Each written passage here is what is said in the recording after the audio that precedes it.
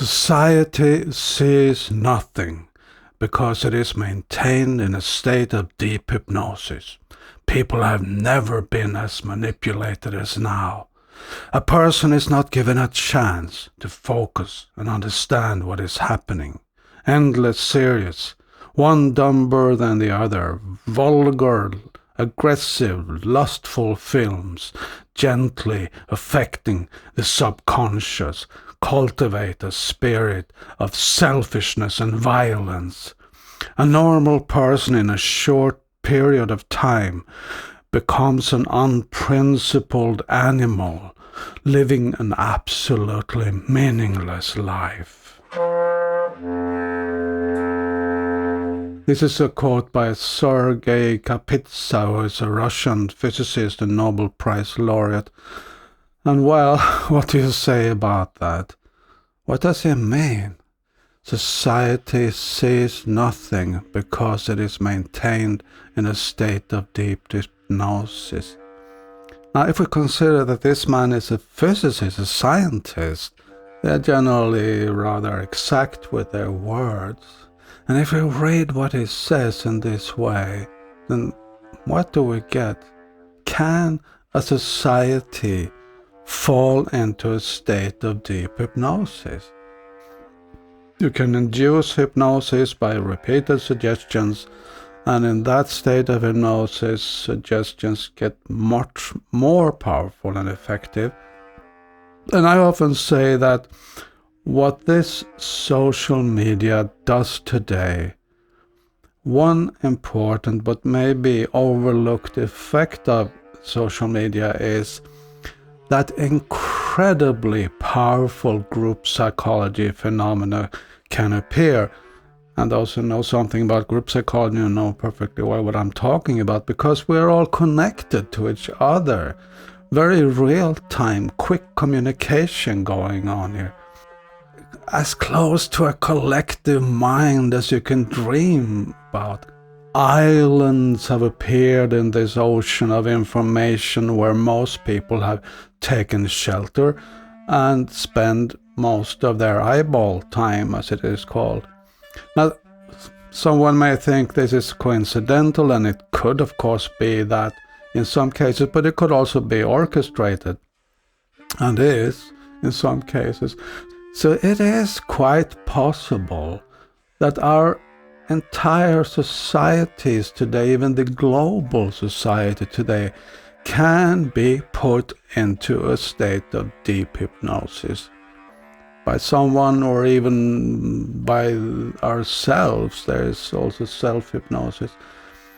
But we could talk about the indications, how many people conclude and suspect that, and this is a Nobel laureate in physics speaking. And he goes on, people have never been as manipulated as now. Just think about that. I mean, we were talking about Hitler, and we can talk about Stalin and this and that. And he says we have never been as manipulated as now. And I also agree. They were nothing compared to the force that are today acting on our minds. And there are and have been today great events that billions of people got caught up in, accepted as truth, accepted what is going on, what we should do, which then proved to be nothing, false. Pandemics that were mainly and actually were like pandemics in the minds of people, mental viruses spreading through social media, shaping our environment, shaping our universe, often in ways that will later prove to be false or wrong. And we can take the swine flu as an example. If you were there in 2009, well, today you can look at Wikipedia, now even the mainstream says that it was a fairly harmless flu.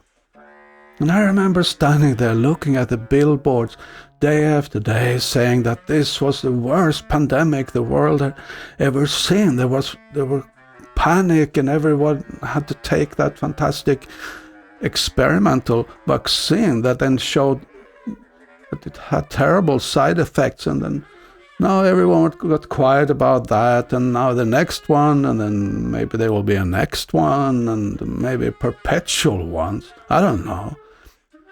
But what I can see, regardless of my opinions, are signs of these things that can make me a bit scared, that when you're not allowed to not jump on to that bandwagon, and I think that's when it gets dangerous. And he says people have never been as manipulated as now, and I say this is a sign of it. We have to be careful about that. And I'm not sitting here saying anything specific about COVID or climate change disaster or the World Trade Center or whatever, these controversial things. But just think about it, that either one of those, if you don't believe that it's a fact, that they are facts, some people will get aggressive on you. Some passively aggressive, but somehow or other there will be strong emotional reactions. So we could use that as a kind of test and a criteria. I have the right to doubt anything I want and believe in anything I want, and no one can take that right away from me, and not from you either, and we should always remember that. And I think he's really hitting the point here, that a person is not even given the chance to stop and understand what's happening. It's just working all the time, and your career getting more and more, and sitting binge watching endless series one after another, mindless stuff in general.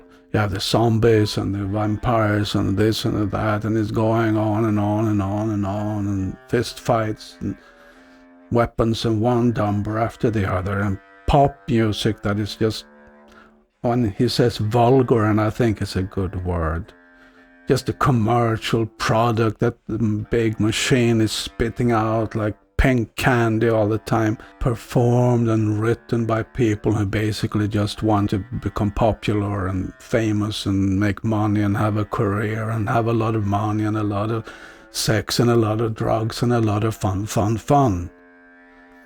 It's just going on, gently affecting our minds. If you are fed with that kind of nihilistic and cynical and self-centered and destructive, violent message all the time, then it builds up your universe, the way you see things. And of course, the way you think about things. Your mental frame is the blueprint for how you will act. It's completely obvious. So he says, yeah, a normal person becomes an unprincipled animal living an absolutely meaningless life, a life of only eating and sleeping and having sex, getting intoxicated somehow or other, just playing games with your body and whatever, and nothing else. And generally at the cost of people on the other side of the planet who have to work, living poorly, to produce all this, all the toys that people on the privileged side consume. And behind that is a philosophy of meaninglessness. So yes, I think those words by that man are wisely written and thought.